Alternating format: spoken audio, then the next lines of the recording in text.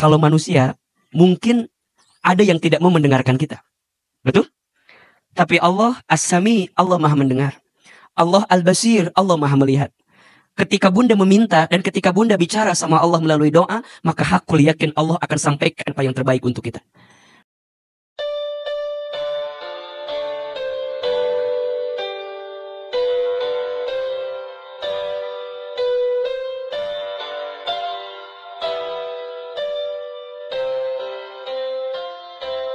Kita akan belajar tentang doa. Betul?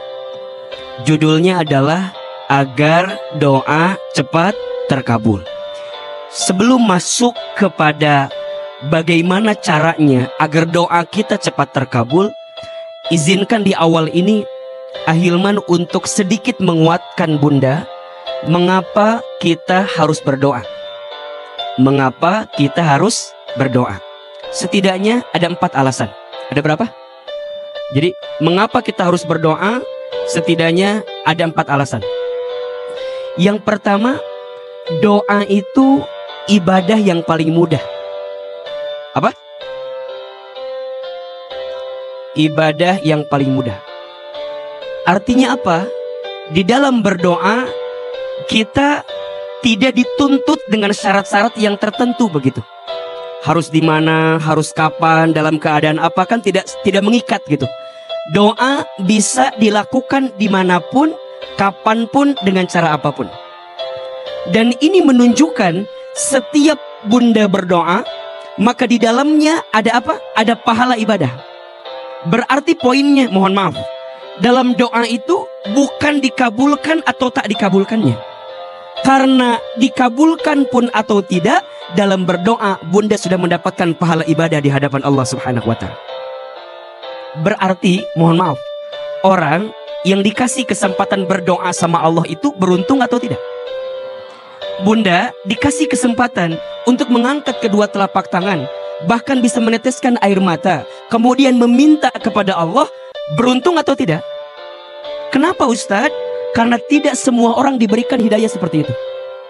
Jadi kalau bunda ada persoalan, bunda ada masalah, dan bunda diberikan kekuatan untuk berdoa, maka di saat itu bunda mengundang pahala ibadah di hadapan Allah Subhanahu wa ta'ala.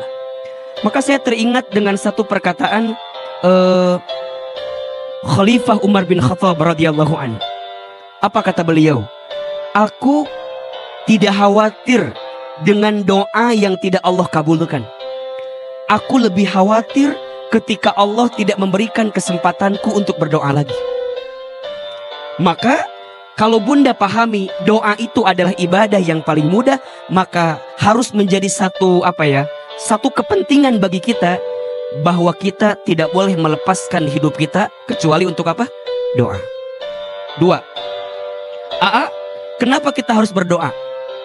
Doa itu adalah bentuk komunikasi antara kita dengan Allah Subhanahu wa ta'ala. Komunikasi. Mbak, Ustaz mau tanya, bunda di rumah tangga dengan suami, komunikasi itu penting atau tidak? Mohon maaf ya, banyak pasangan rumah tangga yang tidak menemukan kebahagiaan. Apa faktornya? Karena apa? Salah komunikasi, kurang komunikasi, atau komunikasinya kemana-mana gitulah kira-kira. Betul?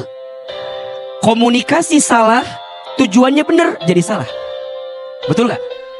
Bunda tujuannya baik, tapi cara bicaranya kurang baik, jadi baik nggak? Enggak.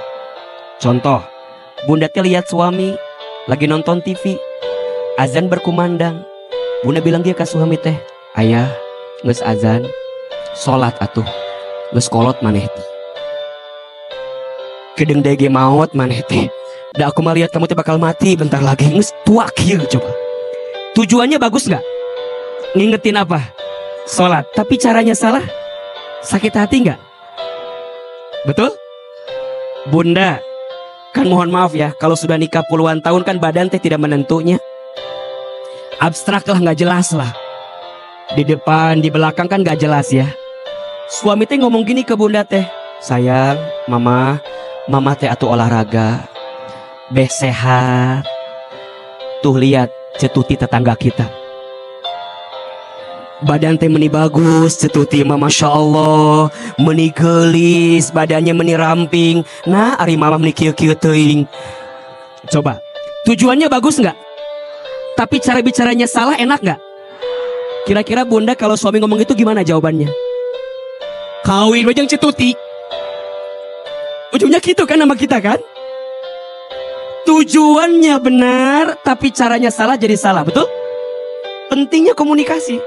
Nah, sekarang sama manusia aja komunikasi penting, apalagi sama siapa? Dan media komunikasi terbaik antara seorang hamba dengan Allah dengan cara apa? Jadi kalau bunda mau berbincang, mau berdiskusi, mau ngadu, mau ngeluh, mau curhat sama Allah lewat apa? Doa. Makanya mohon maaf ya, jangan biasakan ngeluh di sosial media. Hah? Status, kadang-kadang kan suka ngisi status yang kurang-kurang benar kita mainnya. Aya ke status teh, naon? Lapar, aya nu gitu tah. Ya, seperti pikir-pikir kernaonnya sebenarnya namanya. Anu paling kesel saha coba? Urang nu maca gitu. Naon ieu maksudna gitu. Ada yang begini, ZZZ tunuh aya. Ngantuk kan ya. Kan sebenarnya mah tekudunya sebenarnya mah. Ada yang ngomong gini, kumaha lamun doa di sosial media, aya kan gitu kan. Ya Allah bla bla bla, terus kan aminkan doa berikut ini, ada ya begitu.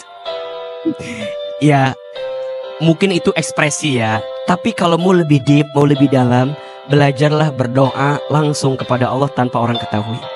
Makanya bunda teh kudu punya waktu ya, berkholwat dengan Allah, berduaan dengan Allah, bermesraan dengan Allah, untuk menyampaikan apa yang kita mau kepada Allah Subhanahu wa ta'ala. Dan ingat ya, kalau manusia mungkin ada yang tidak mau mendengarkan kita, betul? Tapi Allah As-Sami, Allah maha mendengar. Allah Al-Basir, Allah maha melihat. Ketika bunda meminta dan ketika bunda bicara sama Allah melalui doa, maka hakul yakin Allah akan sampaikan apa yang terbaik untuk kita.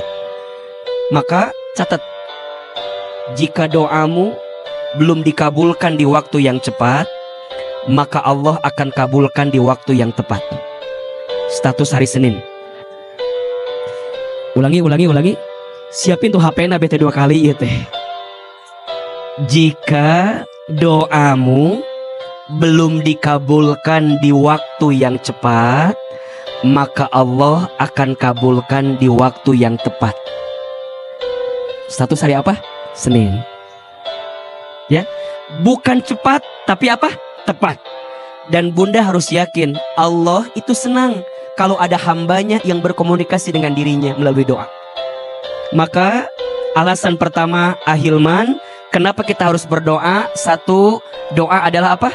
Ibadah yang paling mudah. 2, doa adalah media komunikasi kita dengan siapa? Allah. 3, doa itu kenapa penting Ustadz?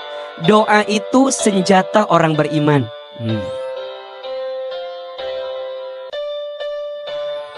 Kata Nabi dalam hadis, ad-du'a'u silahul mu'min. Doa itu senjatanya orang beriman. Bunda, kalau kita merasa sudah tak ada kekuatan yang bisa menguatkan diri kita, maka doa adalah jawabannya. Kita kalau hanya sekedar mengandalkan usaha kita, capek. Capek gak? Kenapa Ahilman? Iya, karena manusia itu hakikatnya la haula wala quwata illa billah. Kita tidak punya daya, tidak punya upaya, tidak punya kekuatan kecuali yang memberikan siapa?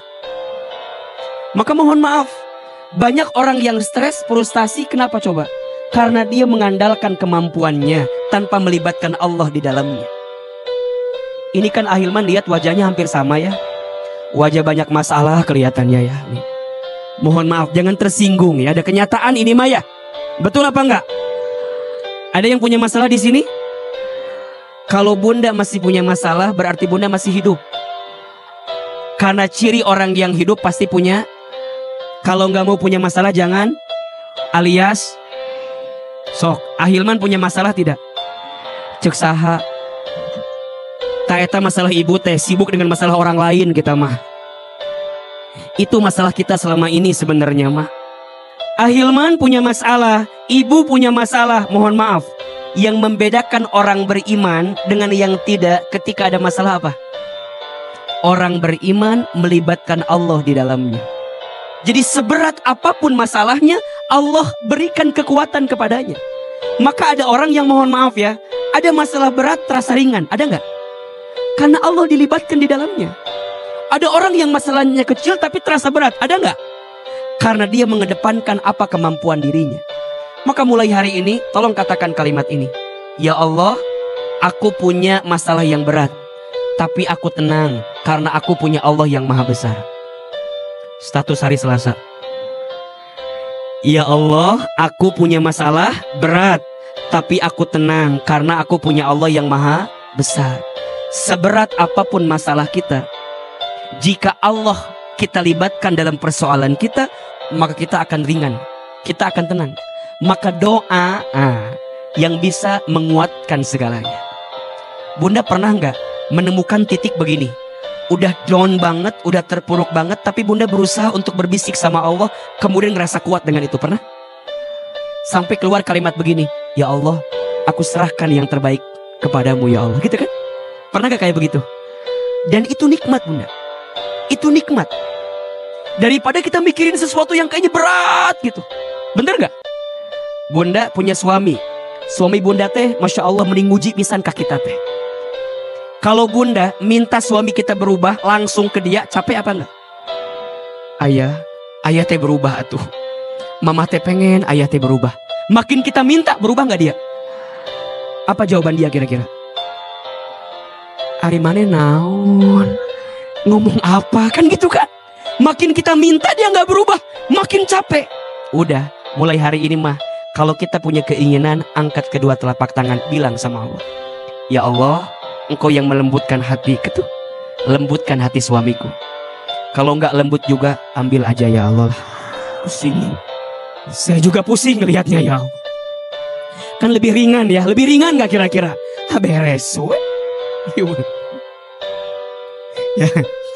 Yang tadi jangan dicontoh, tadi Maya salah gitu Maya. Yang pertamanya benar itu.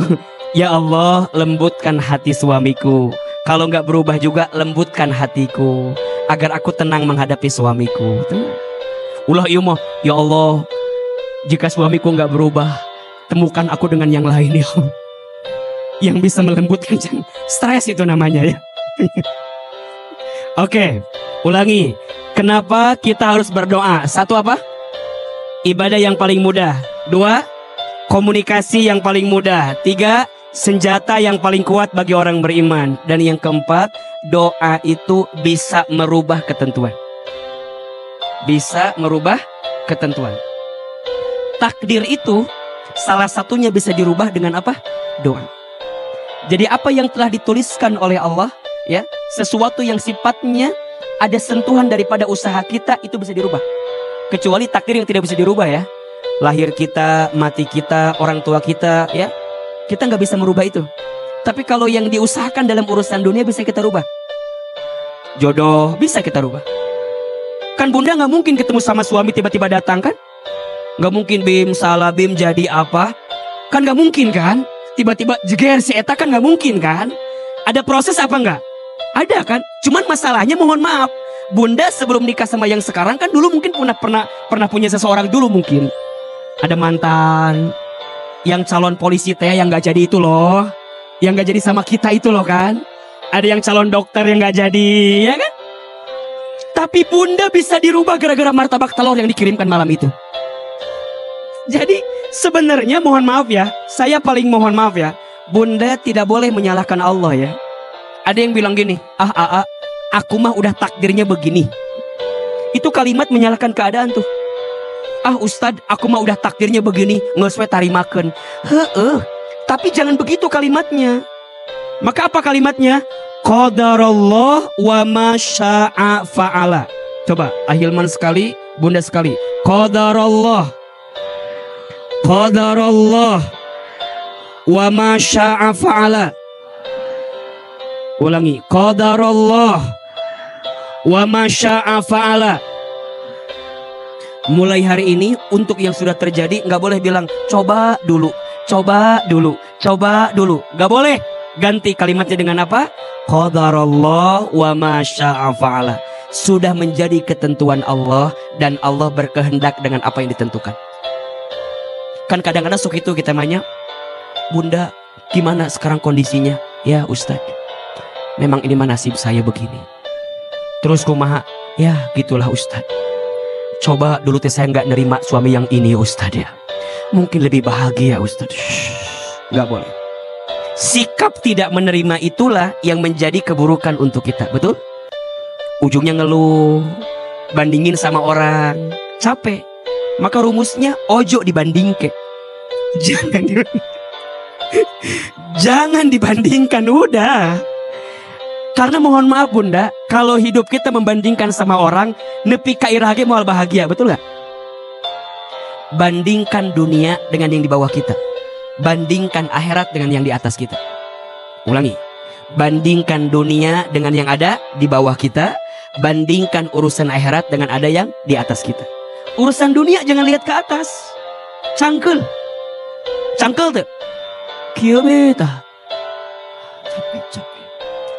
Akhirat lihat ke atas.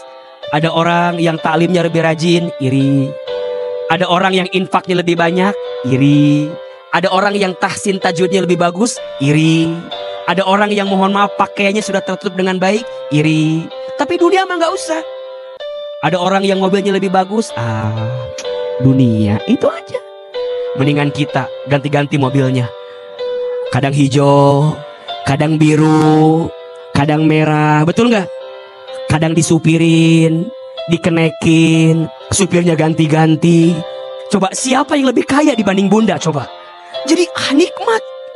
Tuh kudu ngesian bensin, tuh kudu servis, tuh kudu nyuci, betul nggak? Hanya dengan bilang set berhenti, kiri berhenti. Nikmat atau tidak?